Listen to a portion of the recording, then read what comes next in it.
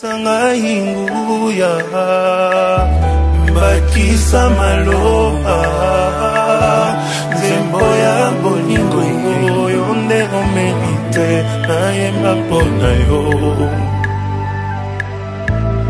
ideya tango nyonso fidèle na maloba na yo fidèle na bilaka papa.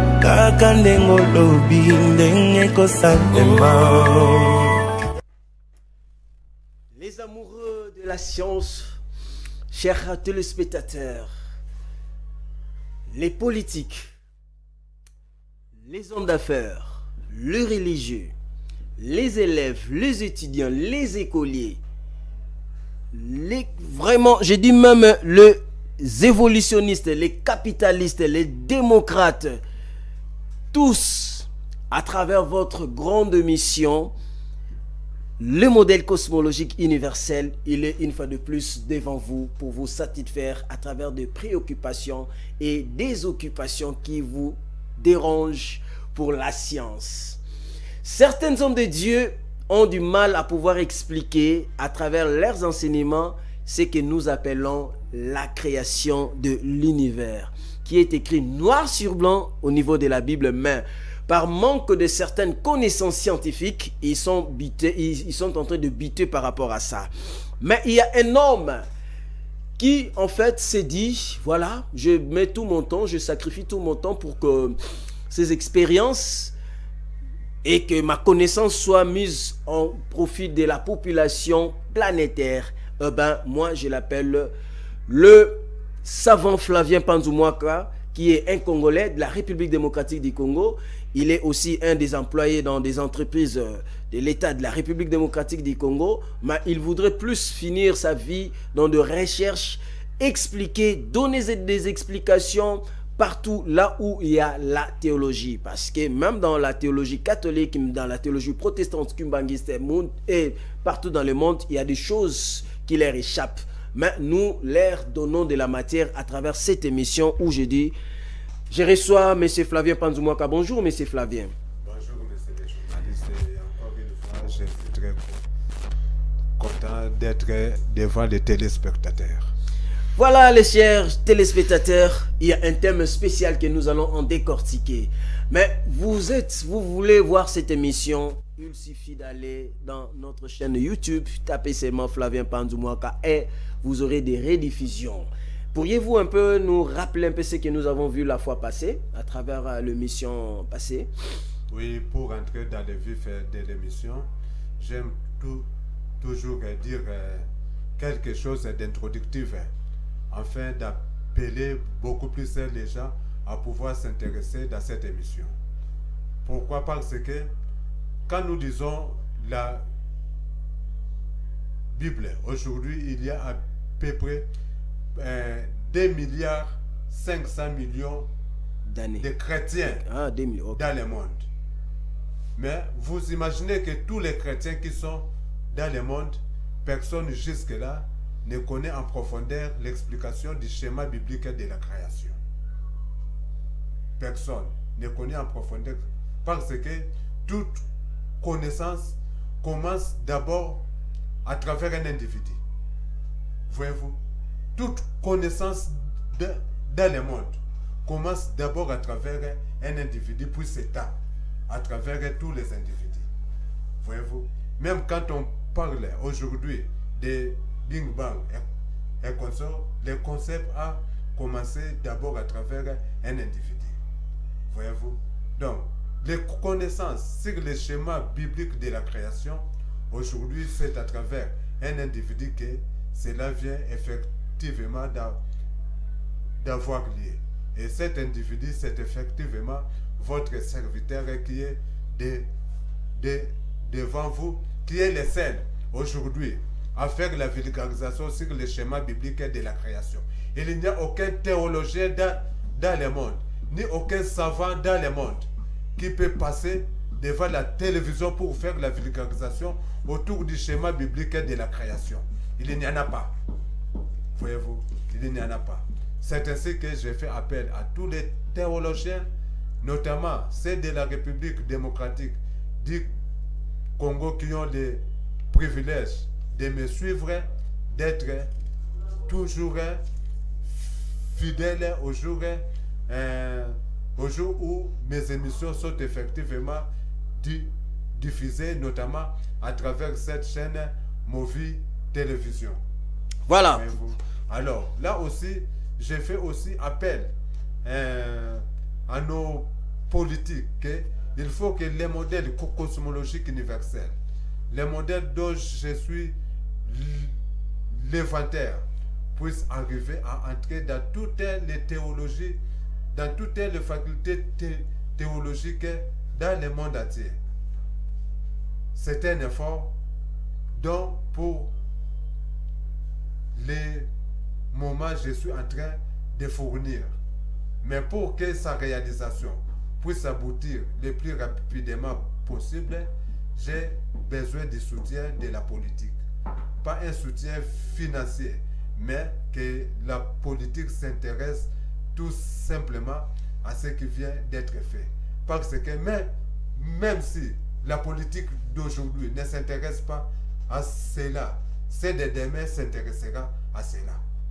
Parce qu'il faut que ces modèles puissent être exportatrices à travers le monde entier.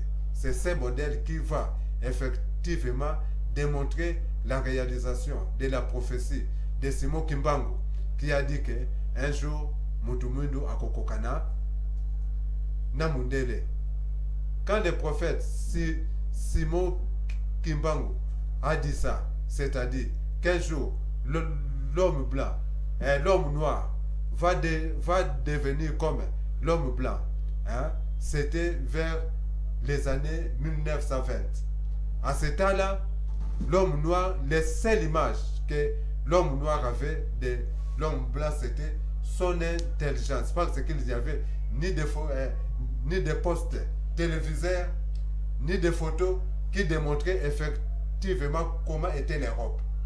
Mais les seules images que l'homme noir en 1920 avait de l'homme blanc, c'était effectivement son intelligence. Là, il faut effectivement bien me suivre parce que même les kimbanguistes n'arrivent pas à expliquer cette prophétie. Voyez-vous, Simon Kimbangu parlait de la montée en puissance de l'intelligence de l'homme noir un jour dans le futur.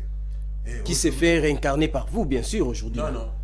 Qui ne se fait pas incarner par moi, mais qui, à travers ce que j'ai créé, quelque chose qui doit aussi atteindre le monde entier, démontre aussi l'accomplissement de cette prophétie.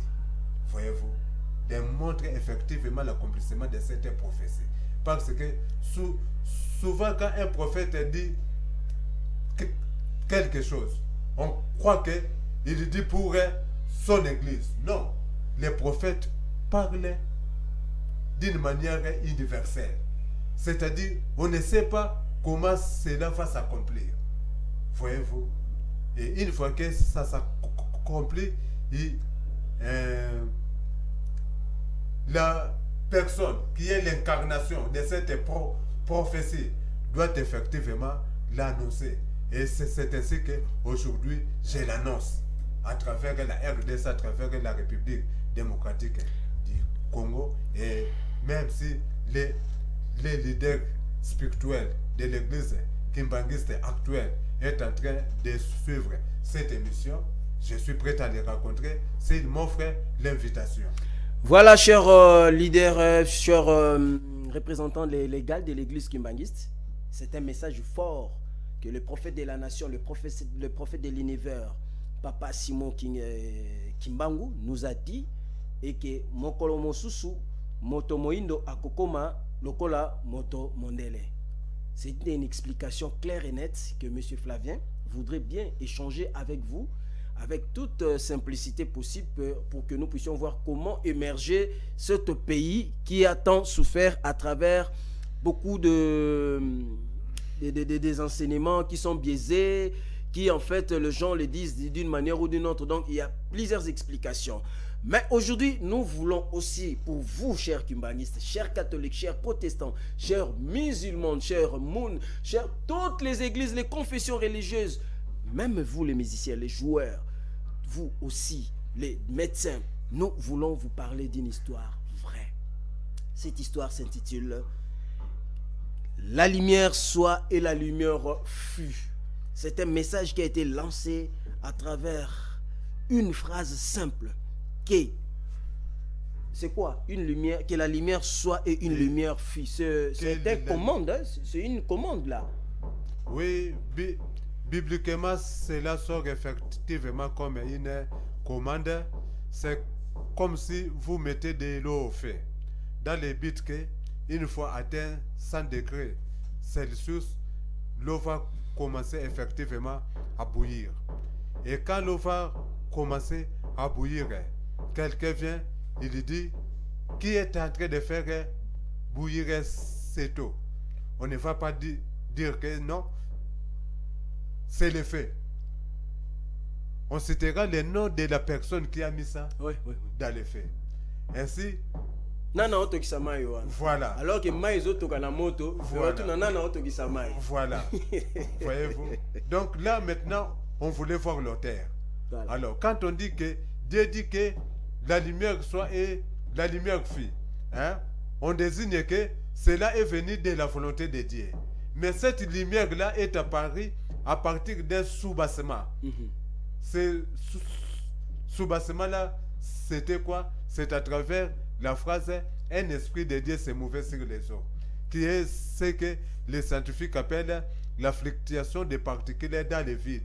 Cet esprit, ça revient partout là. Voilà, voilà. Donc, cette puissance-là. Donc, ce n'était pas un esprit là statique sur les eaux. Non, c'était en fait la préparation de cet univers. Il était toujours en mouvement, cet voilà, esprit. Voilà, donc c'était en fait la préparation de cet univers. Quelque chose qui était effectivement en train de malaxer. Ce qui était en train de se passer à l'intérieur de l'univers. Parce qu'au départ, on nous dit que au commencement, Dieu créa les cieux et la terre. La terre était informe et vide. Il y avait des ténèbres dans la surface de l'abîme. Un abîme, c'est quoi? C'est ça aussi qui est quelque chose de très important.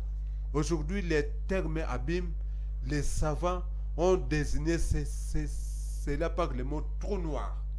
C'est-à-dire, la personne qui a donné le nom de trou noir, s'il avait jeté un regard dans la Bible, il aurait pu surnommer ça abîme au lieu de trou noir.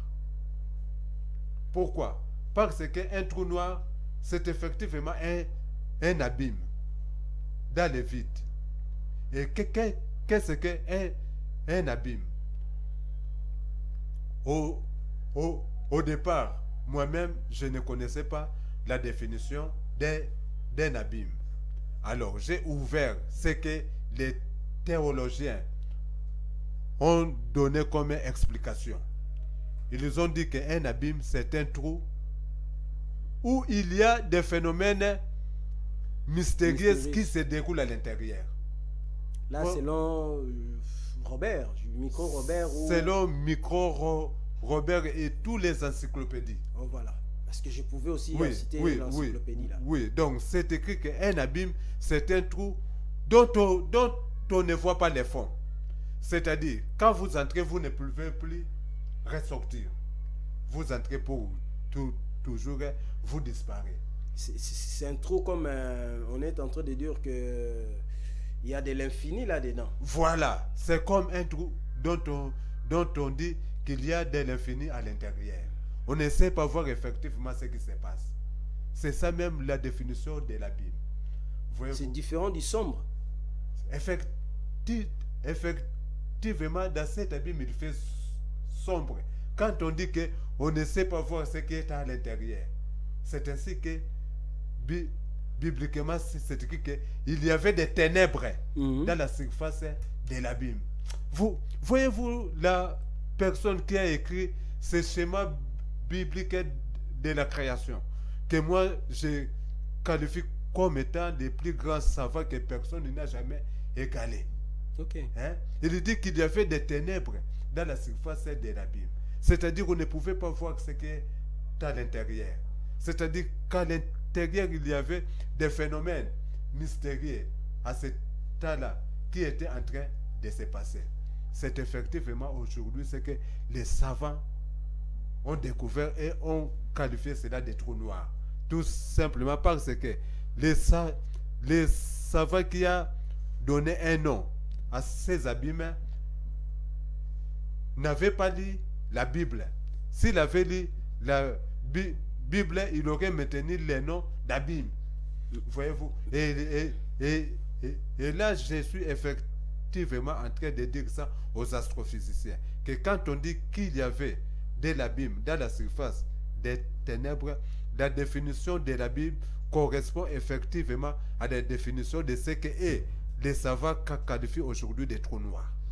Mais j'étais en train de vous suivre avec beaucoup d'attention. Lorsque vous dites la lumière soit...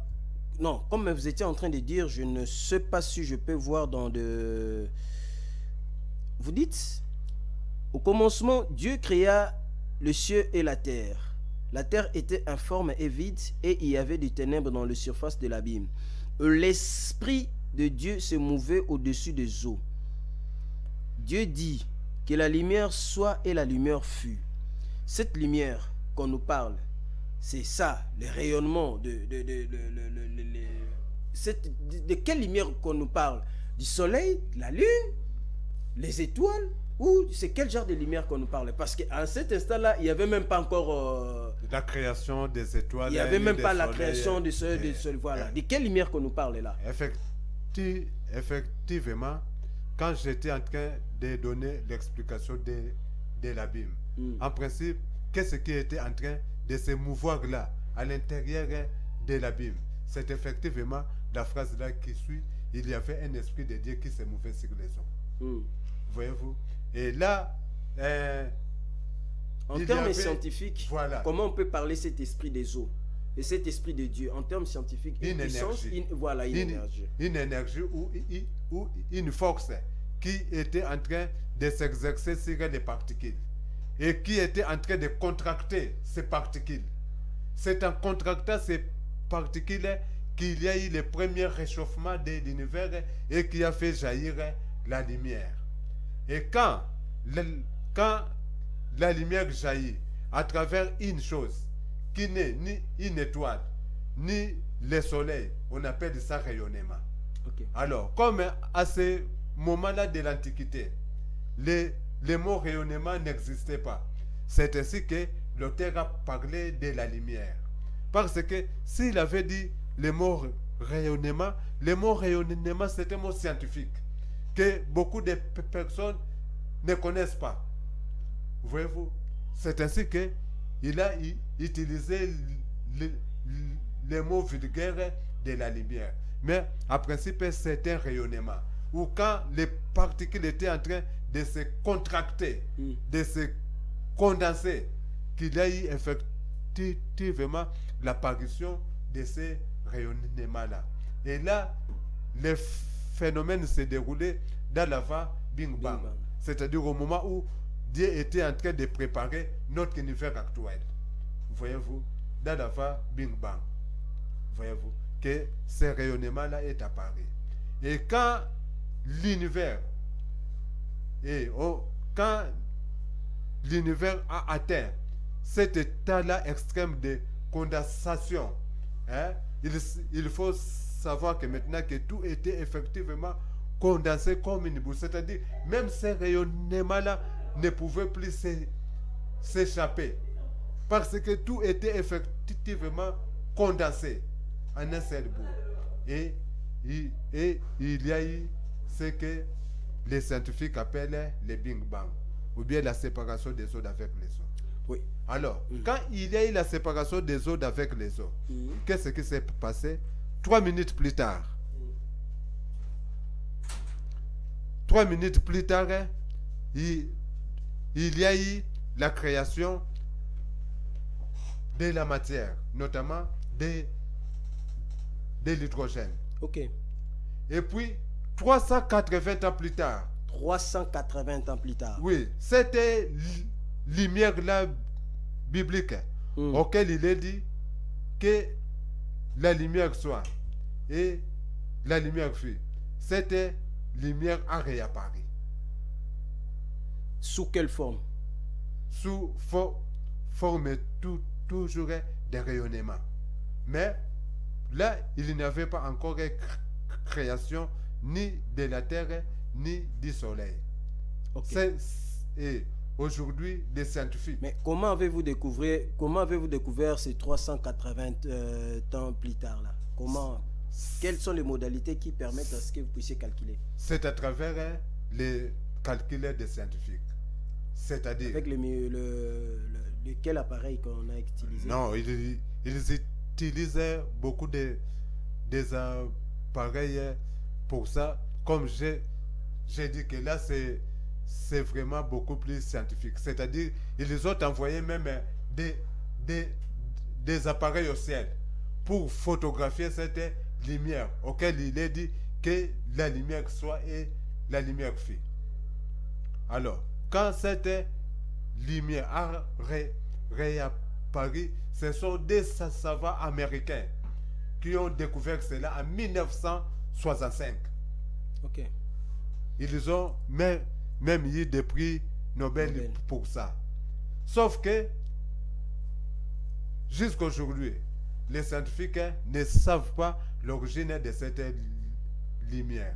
Mais une petite parenthèse, comme nous parlons un peu de la lumière, pouvez-vous nous expliquer un peu ces phénomènes-là, éclipse? C'est comment? Parce que c'est une lumière qui est jumelée.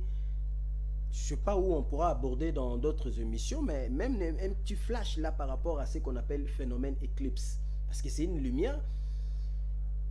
Excusez, si vous pouvez un peu nous expliquer. Non, l'éclipse, c'est un éclipse solaire. Là. Oui, vous voyez quand là, nous avons une ampoule. Hein?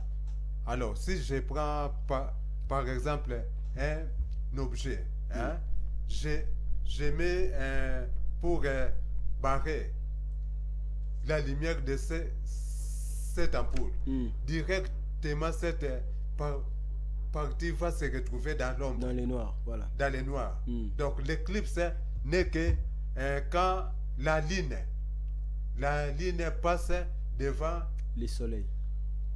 Les soleils, alors ça empêche maintenant la lumière du soleil de nous atteindre directement. C'est ça qu'on parle de l'éclipse.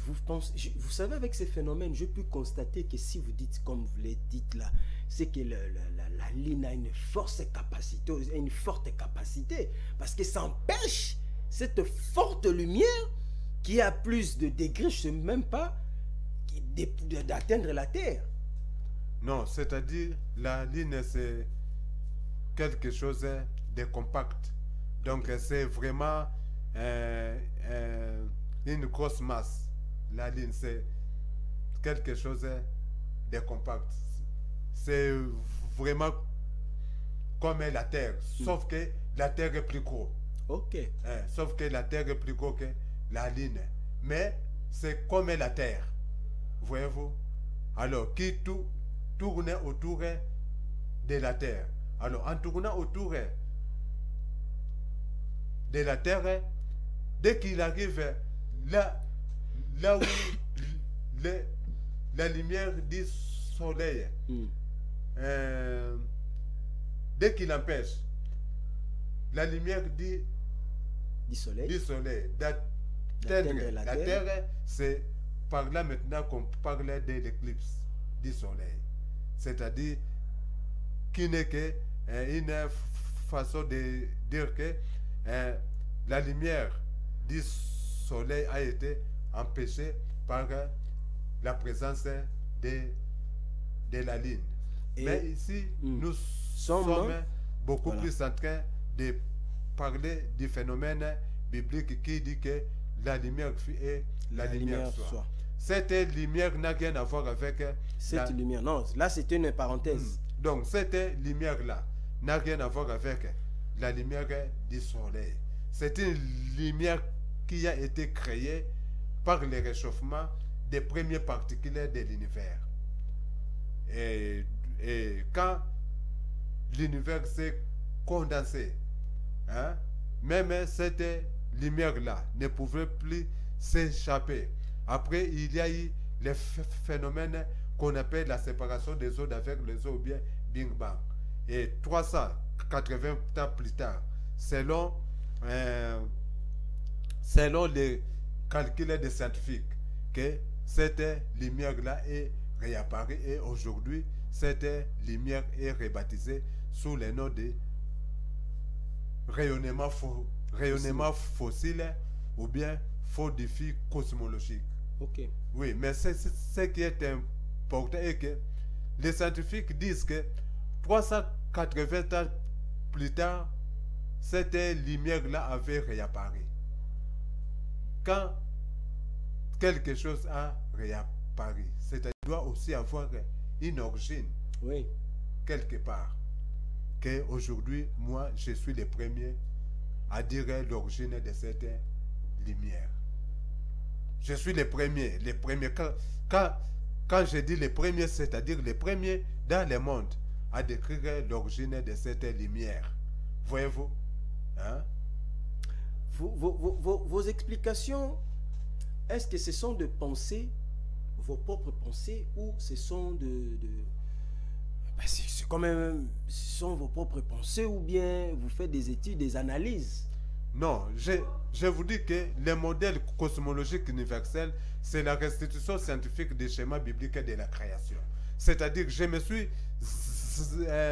j'ai fait mes recherches sur les schémas bibliques de la création, je suis arrivé à déchiffrer. Je vous dis que je suis le premier à déchiffrer ces schémas bibliques de la création et j'ai découvert les choses que les scientifiques jusqu'à aujourd'hui cherchaient à découvrir. Moi, j'ai découvert ça à travers ces schémas. Donc, ce ne sont pas seulement des pensées en provenance de moi, mais études que sur base de mon intelligence, que je suis aujourd'hui le premier à découvrir tout ce qui est caché à travers le schéma biblique de la création. Est-ce que vous êtes compris dans votre propre pays, la République démocratique du Congo? Vous êtes compris? Non, effectivement, ici, je ne suis pas compris. Même quand je donne des vulgarisations, ça n'a aucun impact. Mais si mes vulgarisations sont suivies aux États-Unis ou bien en France, ça va créer effectivement de vastes polémiques. Parce que là, effectivement, il y a une grande division entre les scientifiques et les religieux pour ce qui est du schéma biblique de la création par rapport à la science. Et aujourd'hui, il y a une personne qui est en train de prouver à travers le monde qu'il n'y a pas de contradiction entre la science et la religion. Donc, en principe, je viens aujourd'hui pour unir les connaissances scientifiques et les connaissances de la religion. C'est-à-dire, pour arriver à cela, vous devez avoir les deux connaissances extrêmes. Les connaissances scientifiques pour comprendre comment l'univers évolue. C'est étudié à travers la cosmologie. C'est ainsi que mon modèle a pour nom le modèle cosmologique universel. Donc ça vient de la cosmologie qui est l'étude des origines, de l'évolution et des structures de l'univers. Donc la cosmologie, c'est l'étude des origines, de l'évolution et des structures de l'univers. Voilà. Et là, je tiens à dire à tout le monde que c'est une branche qui ne se retrouve pas ici en République démocratique du Congo. Pour arriver à avoir la connaissance de cette science, de comprendre comment l'univers a été créé et évolue, il m'a fallu 10 ans de recherche en ligne. Voilà. Donc il m'a fallu 10 ans de recherche en ligne. C'est ainsi qu'aujourd'hui, je me autoproclame comme étant cosmologiste autodidacte. Voyez-vous? Mais il me faut encore beaucoup plus de temps pour que je puisse arriver à parfaire cette connaissance afin d'être aussi compétitif comme les autres savants dans le monde. Pour ça, j'ai vraiment, effectivement, besoin de temps. Or, le temps que j'utilise ici en République démocratique du Congo, hein, c'est-à-dire, là, je voulais dire tout simplement que l'activité qui me permet de gagner ma vie ici en République démocratique du Congo m'empêche énormément en tant que chercheur. Voyez-vous, cette activité-là est un frein. Pas pour moi, mais aussi pour cette intelligence qui vient de la RDC, que je veux que ça atteigne le monde entier. Lentement ici, Raymond, nous allons à la fin de cette émission. Chers téléspectateurs, et en tout cas, il y a un message qui est lancé en direction du public qui nous suit de part et d'autre dans le monde entier à travers les différentes formes de réseaux sociaux qui puissent exister. Eh ben, un chercheur a besoin de temps, il a besoin de certaines réalités, de son environnement puisse être vraiment très bien là pour qu'il s'exprime et qu'il ait du temps convenable pour adapter certaines réalités, pour rendre fiable ce qu'il est en train de faire. Eh ben, il lance un appel solo. Nous lançons un appel à travers cette grande émission, le modèle cosmologique universel, qui est un modèle proposé, conçu par M. Flavien Panzumwaka, présenté par votre humble serviteur, le journaliste Alain Bouya, que je suis. Et le numéro qui est affiché en bas de votre petit écran, c'est le numéro que vous pouvez entrer en contact avec le chercheur, les savants Flavien Panzumwaka, qui lance cet appel solennel, qu'il a besoin vraiment d'expérimenter, d'aller en profondeur pour déchiffrer, pour analyser, pour décortiquer un peu la création de l'univers. Eh bien, nous allons lentement ici vraiment vers la fin de cette émission. Que la lumière soit, c'est l'impératif ou c'est le conditionnel? Et la lumière fut. Que la lumière soit, si c'est l'impératif ou bien le conditionnel, et là où vous me faites entrer effectivement dans la grammaire. Vous savez que tous les on dit souvent que quand Dieu parle et la chose s'est faite. Voyez-vous, quand Dieu dit et la chose effectivement s'est faite. C'est comme s'il y a d'autres personnes qui exécutent à sa place. Donc, disons que c'est Dieu lui dit, disons que l'événement s'exécute. L'événement s'exécute. Voilà, l'événement s'exécute. Alors, ici, avant que l'événement puisse arriver à s'exécuter, quand l'événement était en train, était prêt à pouvoir s'exécuter, c'est à ce moment-là que l'auteur dit, Dieu dit que la lumière soit, et la lumière fut. C'est aussi avec le Big Bang. Dieu dit, séparons les eaux d'avec les eaux. Et Dieu sépara les eaux d'avec les eaux. C'était pas du tic au tac, c'était des phénomènes scientifiques qui voilà, oui, les gens ignorent que c'était pas des phénomènes tic-tac. Voilà, effectivement. L'espace de réalisation, de concrétisation de ces mots d'ordre. Voilà. Les jours où le pape François avait dit que ce n'était pas des phénomènes tic-tac, beaucoup de religieux l'ont critiqué. Ok. Et pourtant, c'est une réalité. C'est une réalité. Et pourtant, il avait raison. Voyez-vous, c'était des phénomènes qui se déroulaient lors de l'évolution de l'univers. On ne sait même pas combien de temps que ça prend. Voilà, effectivement, on ne sait pas combien de temps que cela a pris.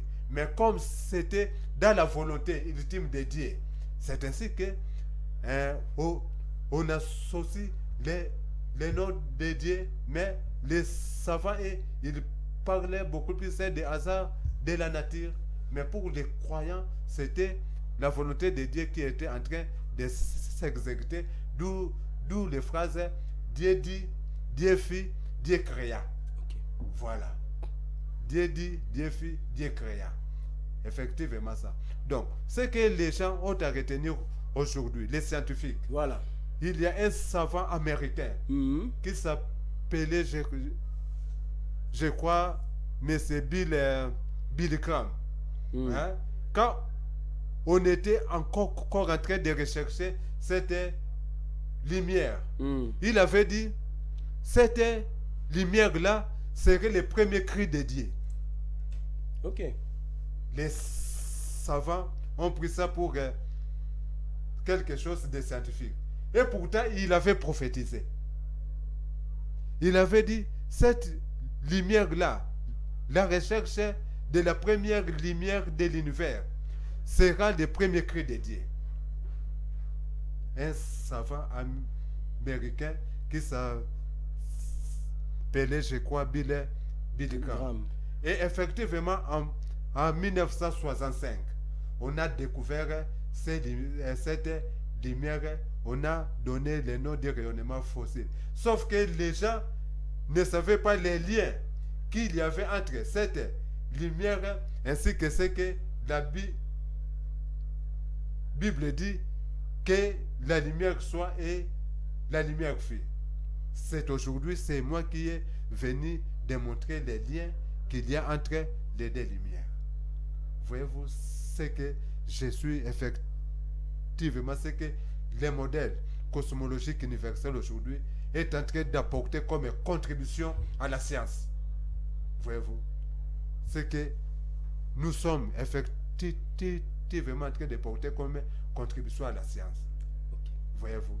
Donc, c'est à travers les modèles cosmologiques universels qu'aujourd'hui, les scientifiques sauront effectivement la source de cette lumière. Et que ces savants-là, scientifiques, en principe, ils avaient prophétisé. Voyez-vous. Vraiment, les bonnes choses n'est dire jamais, mais je dis un grand merci à tous les téléspectateurs qui nous suivent à travers la commune de Bandalungwa, qui nous suivent à travers la commune de Lingwala, qui nous suivent à travers Kwango, Mouchi, Kalembelembe, Kasumbalesa, qui nous suivent de part et d'autre en Pologne, en Portugal, aux États-Unis, au Canada, en Brésil, à Boma, à Tchela, à Mwanda, partout ailleurs, à Banana, vous tous qui nous suivez, à Matadi, partout dans le monde entier, en tout cas.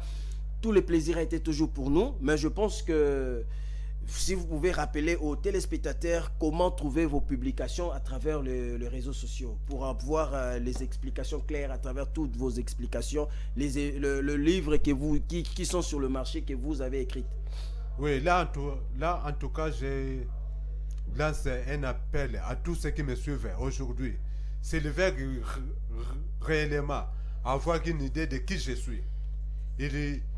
Il n'a qu'à entrer dans Google et de saisir mon nom, à savoir Flavien Panzumwaka. Et la prochaine fois, je vais dire même au réalisateur de faire afficher mon nom sur l'écran. Voyez-vous? Parce que les gens me suivent, mais ils doivent comprendre comment ça s'écrit aussi là. Non, c'est-à-dire que les gens me suivent, mais ils ne savent pas qui est celui qui est en train de parler là. Donc, prochainement, les réalisateurs doivent effectivement mettre mon nom aussi sur l'écran, à savoir Flavien Panzumwaka. Et là, n'importe qui, dès que vous saisissez ces noms-là dans les moteurs de recherche, vous aurez toutes mes publications et comment aussi vous pouvez aussi vous procurer de cela. Et que si vous voulez suivre la rediffusion de toutes nos émissions, vous entrez dans YouTube. Là aussi, vous écrivez tout simplement Flavien Panzou Mwaka. Et ça va faire apparaître la rediffusion de toutes ces émissions où nous sommes en train de décortiquer les schémas bibliques de la création en détail, une explication qui n'a jamais été dit auparavant. Voilà, nous sommes arrivés à la fin de cette émission. Je dis un très grand merci à Fideline Tamboué, Rose Ngonza, Laetitia Siangangou, Placide Lula, tous les amis qui me suivent de part et d'autre dans le monde entier. Et je vous dis sincèrement merci. Restez branchés dans le programme de Movie Télévision, car votre fidélité nous honore. Et on se retrouve au tout prochain numéro. Portez-vous bien. Ciao. Fidèle na ba principe na yo, fidèle na amitié papa, ozali moya tongo tala ndenge ezobima.